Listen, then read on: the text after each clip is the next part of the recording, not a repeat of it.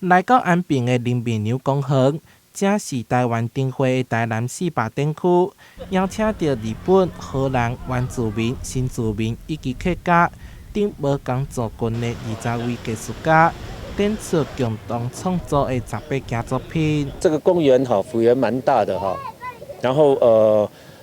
我希望民众来看艺术品的时候，是用一个在公园里面散步的闲散的一种态度来欣赏作品。池塘里面里面没有水它充分利用食材就是池塘里面既有的食材去做创作，那是撒布的作品。然后有在苦楝树林里面还有那个橡木树林里面都有非常精湛的作品。当然林默娘本身的石雕前面也有一件很恢宏的作品。伫海陆交汇安平，各族群伫遮融合，丰富台南的文化面貌。策展团队以750公尺的特别廊道，将规场的作品串联起来，向观者讲台南4大的故事。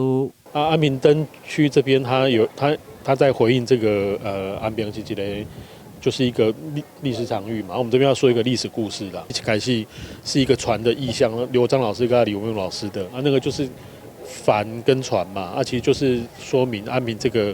个场域怎么跟世界产生关系，一五一十的有一个铺陈嘛，所以每一件的作品其实它都是在这个铺陈当中扮演一个位置或角色。这次相隔17天，台湾灯会艺术展区因为台南4大再次回来到林面牛公园。甲以往无同，艺术家拢是以当代技术出发，结合 AI 科技以及互动装置，重新诠释灯会。台南新闻小馆采访报道。